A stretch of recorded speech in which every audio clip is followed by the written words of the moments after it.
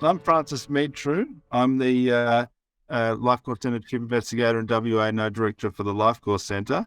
And I welcome you to today's seminar series talk. Firstly, I'd like to acknowledge the traditional owners and their custodianship of the lands on which we meet today. For me, that is Noongar Whadjuk Boodja. For you, it'll be something else.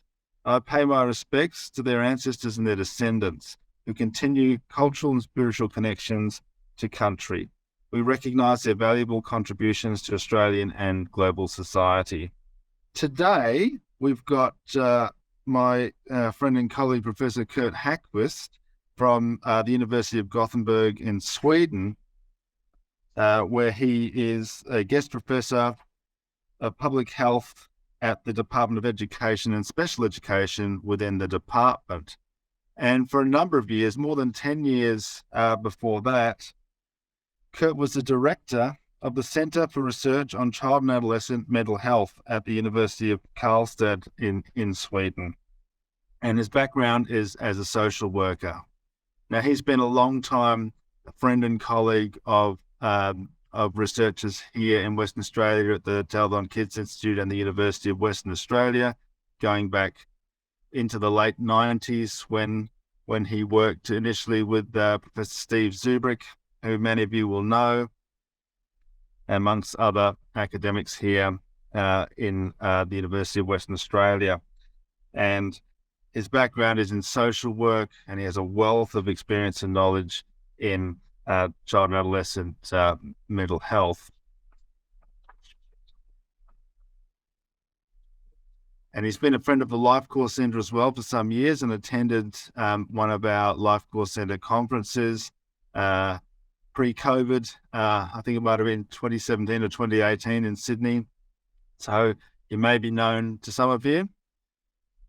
And I'm very, very glad that he can join us today to spread some of his knowledge and wisdom among the wider Life Course Centre. I'm very happy to be back here at the Institute in Perth and in Australia.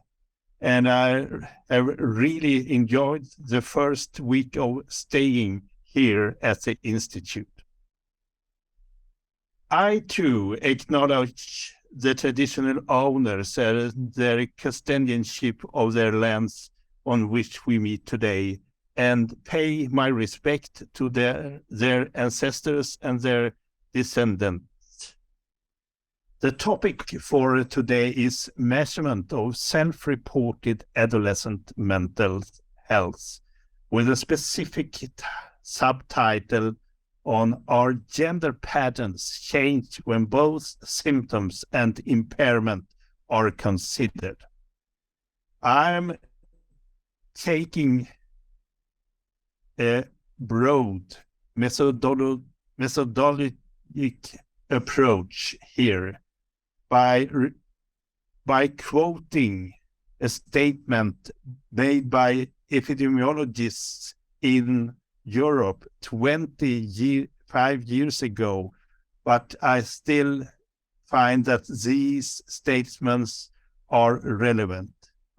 And that's about giving attention to the development of questionnaire, that these offer are inadequate compared with the amount of time and resources that we are devoting to study design, population selection, and analysis of data.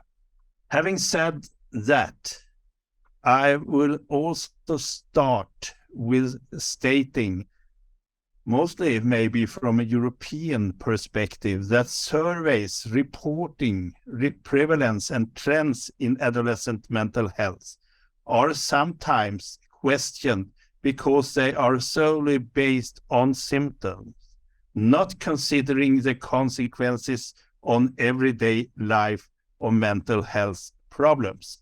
This criticism applies to many trend reports published in Europe, and often authored by public health researchers. For example, the WHO collaborative study on health behavior in school-age children. A study that includes more than 50 countries in Europe and North America. In that study, the main focus is on psychosomatic symptoms.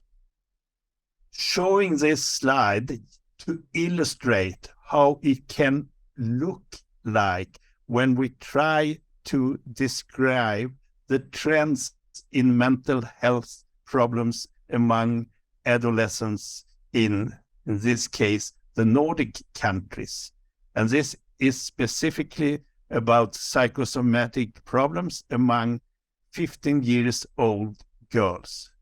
And you can see from the slide that there are an increasing trend in self-reported psychosomatic problems in most countries, at least in 3 of the 4 ones shown on this slide.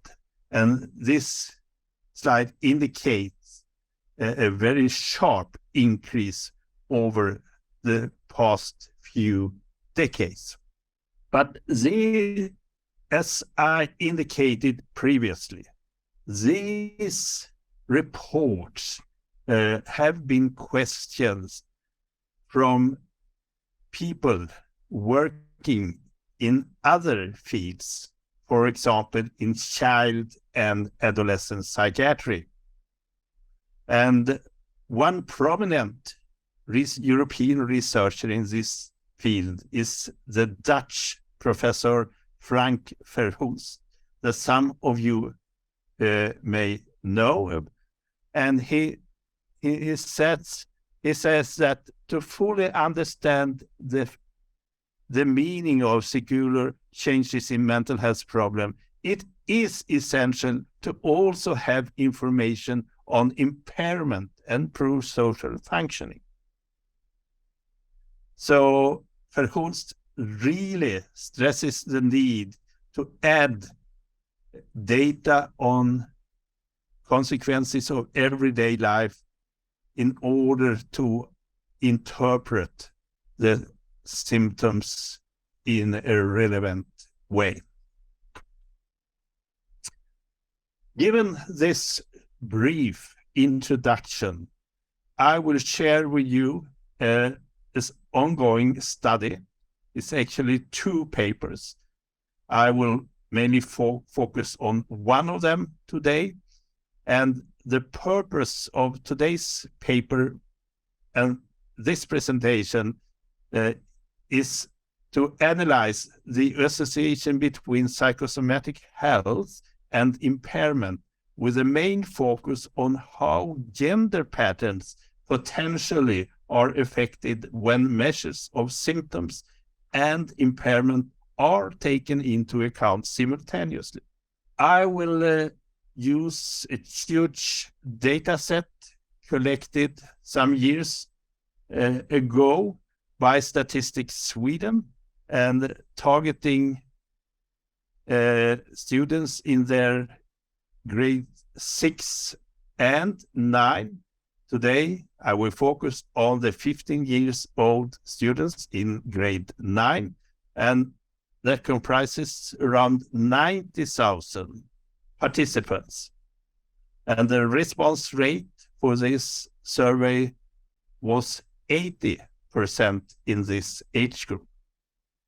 In order to tap information about impairment, I'm using questions included in the strengths and difficulties questionnaire. And I'm sure many of you are familiar with Goldman's questionnaire, but it's also typical that most reports on STQ is on the symptoms scale, but he has also in his questionnaire a supplement, an impact scale.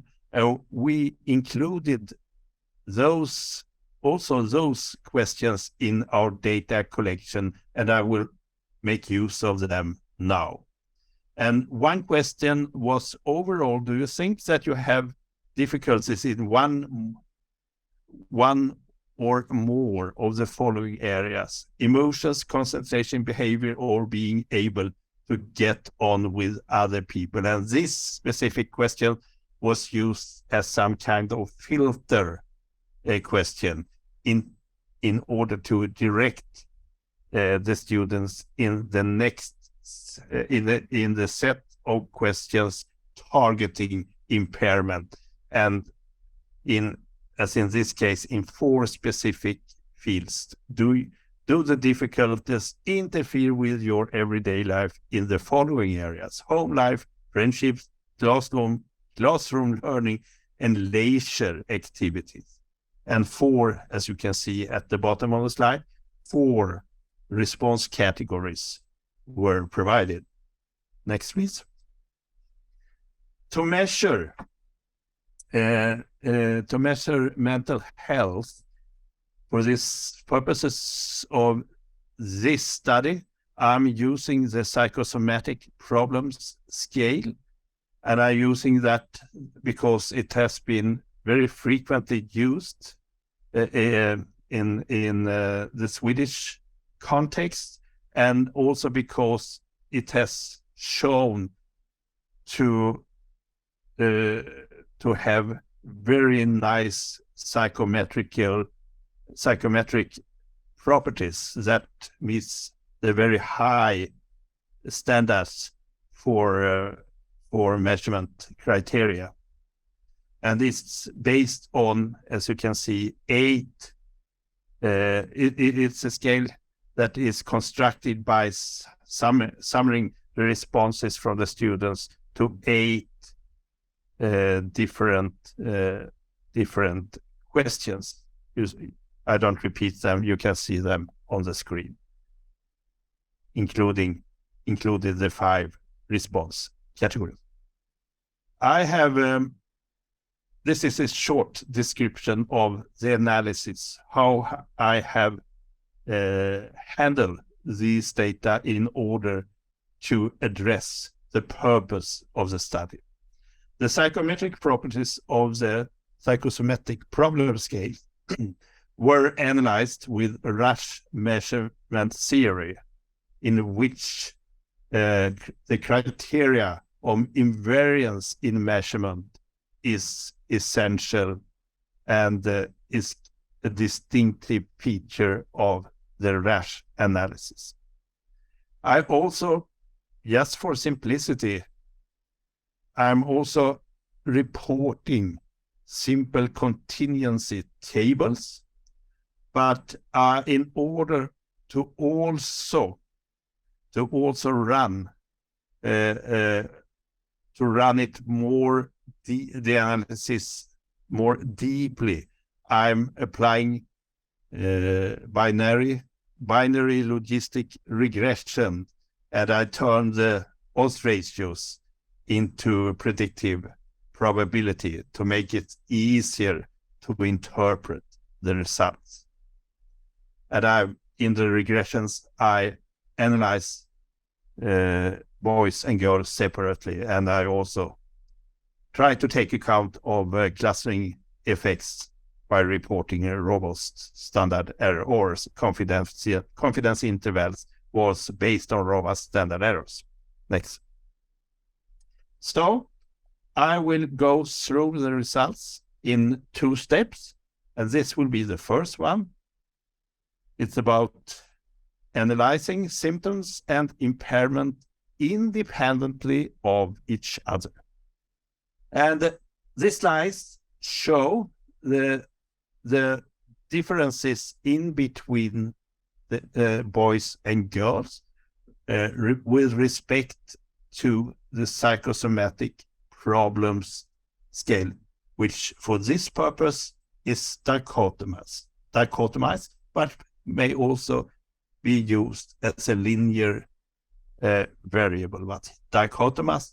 And the cutoff point for this division in between the above and below the 19th percentile, that is based on the entire sample, but it's shown to see that given that cutoff point, the girls are reporting psychosomatic problems to a much larger extent than boys do. Next. And this is also a way to report proportions, but it's with respect to the responses to the SDQ question about whether the students had experienced problems in one of the following areas. You may remember that it was emotions, concentrating, behavior, or being able to get on with others. And here you can see that boys report no problems higher than girls do. And it also follows that girls report minor problems as well as definite problems to a higher extent than boys do. Still, just a report for this, for one variable. Next. And we will find a fairly similar gender pattern when we look at the reports, the students' reports, and separate boys and girls within each of the four previous mentioned fields. And as you can see, in home life, with respect to friendship, classroom learning, and leisure activities, in all of these four areas, girls are reporting higher frequencies of quite a lot or a great deal of difficulties than boys do. In summary, when analyzing symptoms and impairment independently of each other, the results show similar gender patterns for all variables with respect to proportions, or if you would want to call it prevalence rates. Now we turn into the second step. We will not look at the two kind of variables independently from each other, but analyzing impairment conditioning on psychosomatic problems.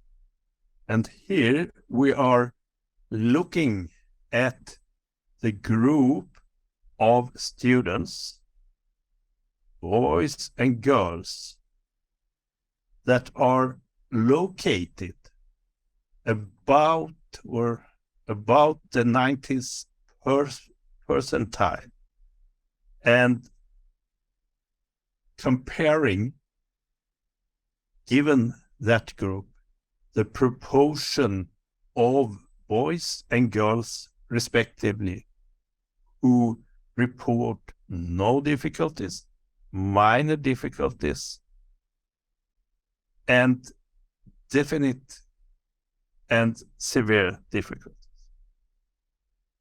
And as you can see from this slide, the girls report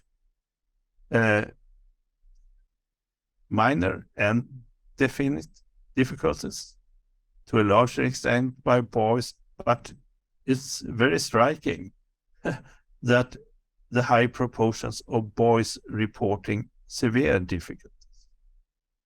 Yeah. Of course, when you meet such a very striking results, you look into your data. Is there maybe some confusion in the data that is reflected in this slide? I've done that, but I haven't found it. Of course, because this is a so striking results. I will have another look on it, but it's a very, very, I think, noticeable pattern, and that deviates from when you just look at the two symptoms and impairment independently from each other. Next, please. And here I'm doing the same kind of comparisons as I was talking about in my comments on the previous slide, but here I do it in relation to the 4 specific areas: home life, friendship, classroom learning, and leisure activities. And in addition to that, I'm also reporting the proportions given those below the 19th percentile. And as you can see from this slide, that when you condition on higher degree of psychosomatic problems, that is above the 90th percentile, you can see that the reports are on impairment, or if you prefer to say consequences on everyday life, is drastically changed. Looking at home life, it's almost the same proportion of girls and boys that are reporting quite a lot or a great deal of problems. And when we look at friendship, the proportion or the numbers are much higher for boys than girls, and that's also true for classroom learning and leisure activities as well. But before turning to the next slide, I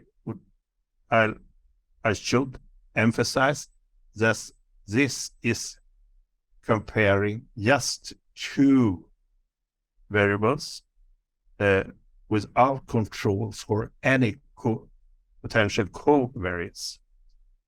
This slide differs from the previous one just because I've also included some background variables in the analysis, and those socio-demographic variables, as well as a variable on parent-child relationship. And you can see that the patterns are changed compared to the previous slide when you take background factors into account. But it's still the case that in 2 or at least 3 of the fields, boys are reporting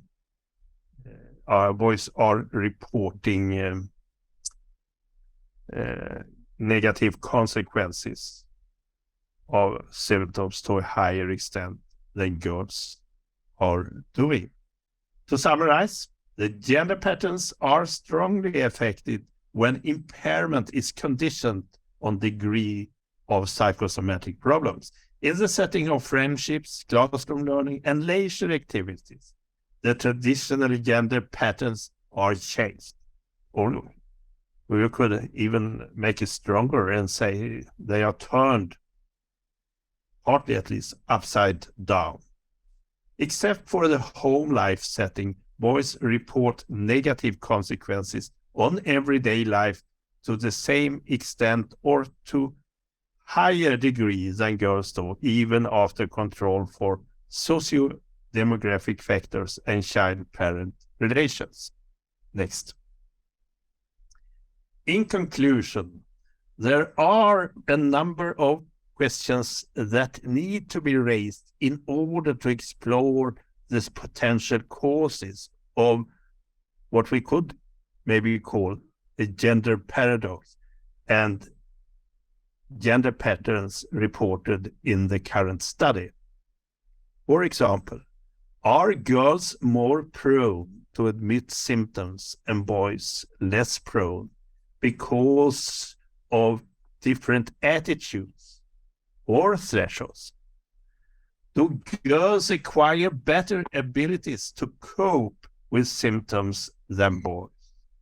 And finally, are girls that experience mental health symptoms seeking professional help or support from friends to a larger extent than boys do? Regardless of the causes of the gender paradox, the results confirm the importance of including symptoms as well as indicators of impairment in the measurement of adolescent mental health. This applies to studies on prevalence as well as trend analysis of mental health. Next, please. I started to take a broad methodological approach, and in this short talk, I have mainly focused on, I would say, empirical applications of important conceptual issues.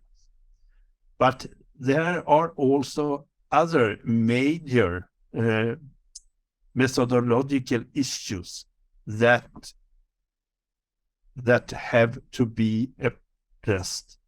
And I touched a bit on them previously when I mentioned that the psychosomatic problem scales was analyzed using Rush measurement theory. So in a following paper that I'm running and working on in parallel to what I've reported now, the association between symptoms of mental health and impairment will be further analyzed psychometrically based on Rush measurement theory, addressing two questions. Does the functioning of the psychosomatic problem scale differ across genders and at different levels of self-reported consequences of mental health problems on everyday life? That is there evidence of differential item function? And secondly, is there evidence empirically of overlaps in measurement of symptoms and functional impairment? This work was funded by the Swedish National Board of Health and Welfare, and I've had previously a brief presentation on this issue at a European conference in Estonia just before the pandemic.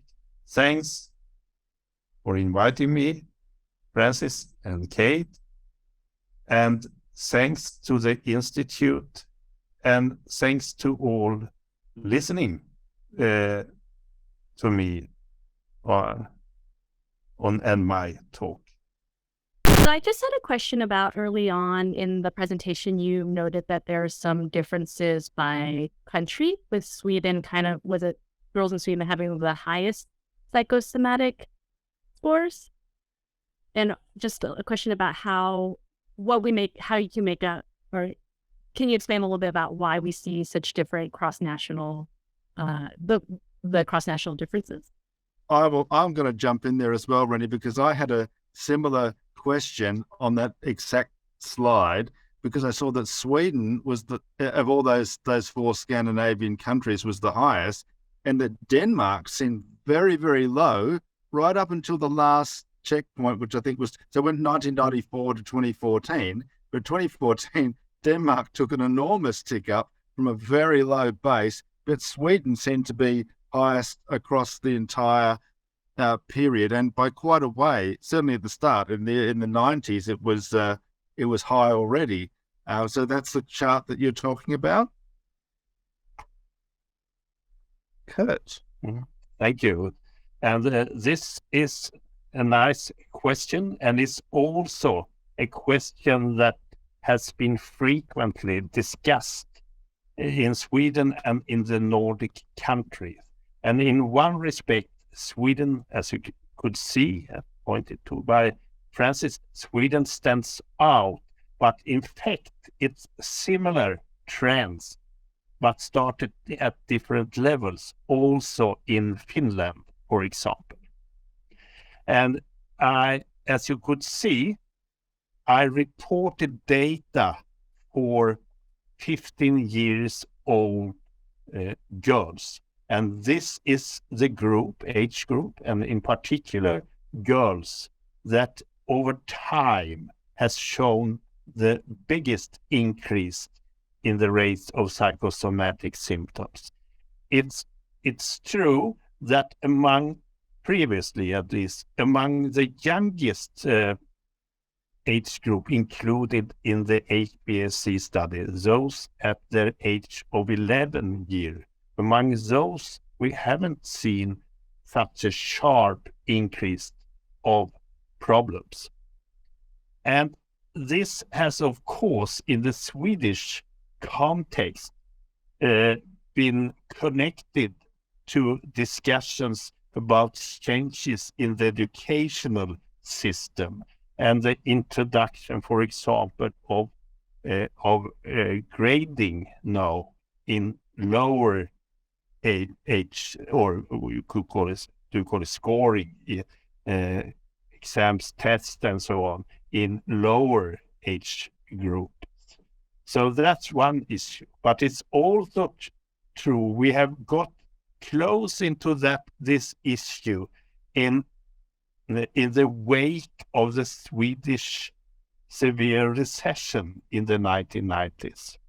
And it turned out that a very large proportion of the increase during the 1990s of psychosomatic symptoms among young people in Sweden, 15 years old, could be explained by a sharp increase of economic stress as a part of the economic crisis during the 1990s. But this is, of course, still indications where there are hypotheses, but it's very interesting question why Sweden stands out being a welfare country.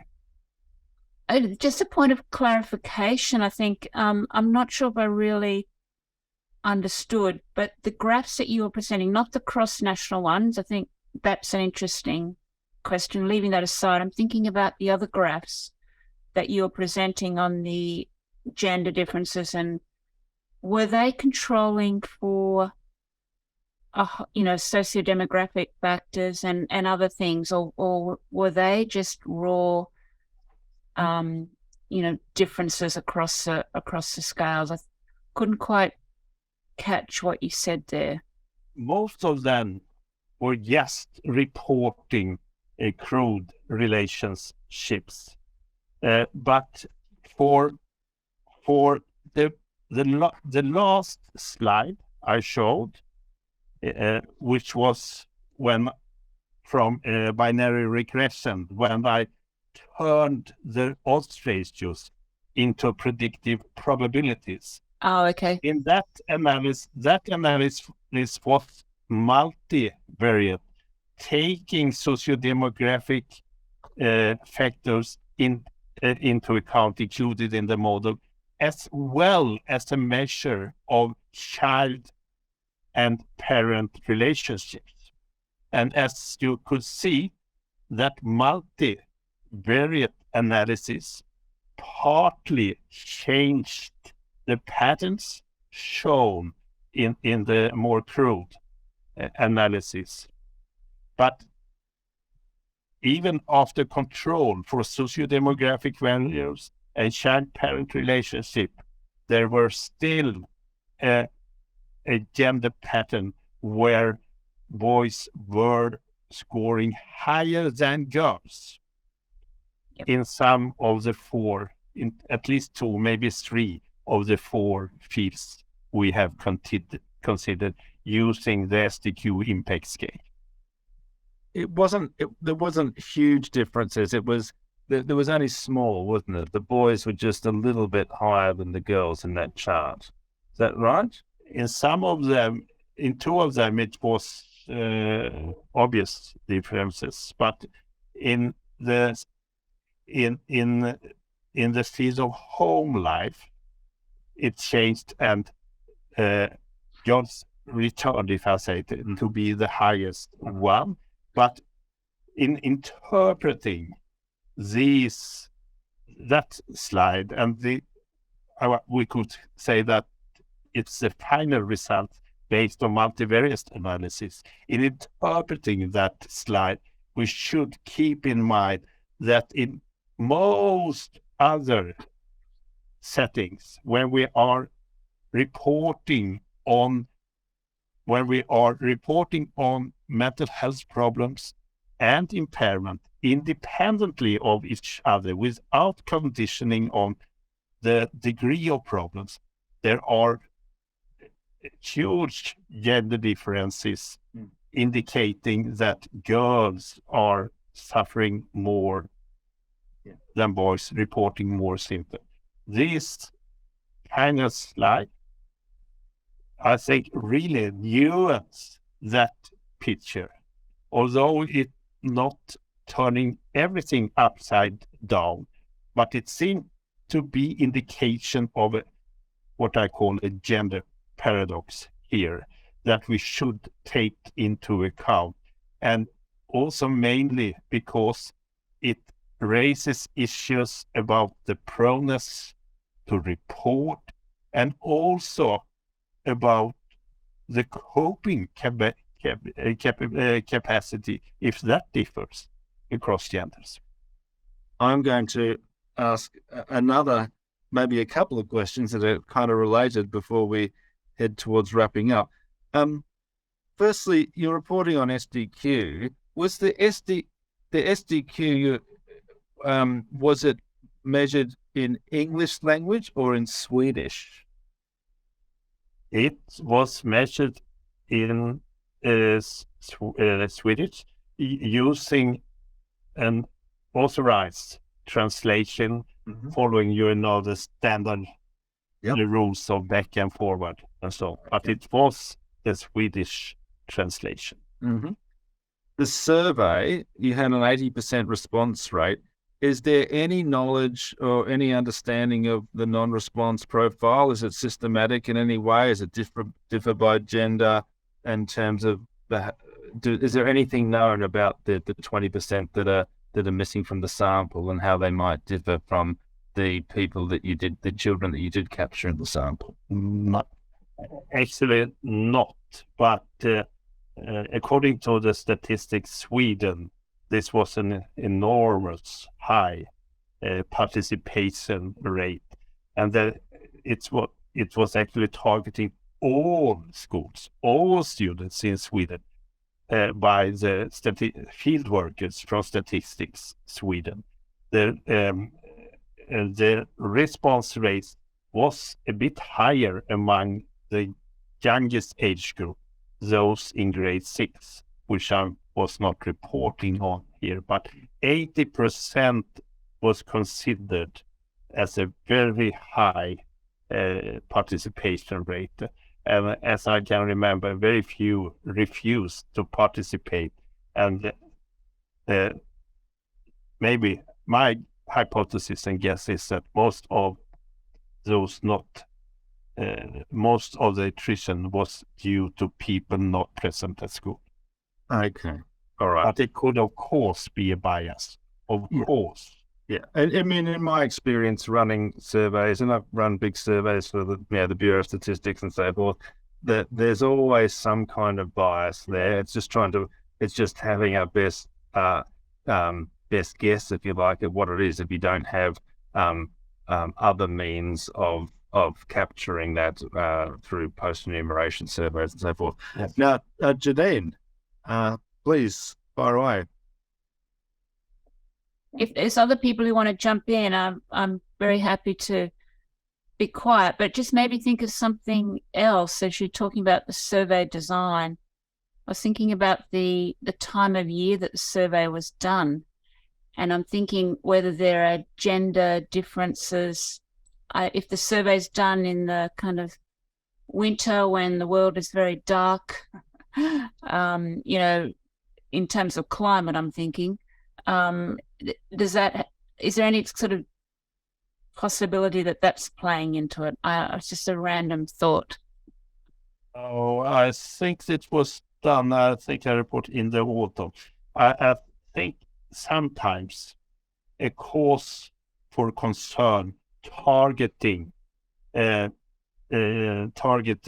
this specific age group in grade 9 could be that it's a bit more problematic in the spring semester, which is the last one of their compulsory school. Mm-hmm.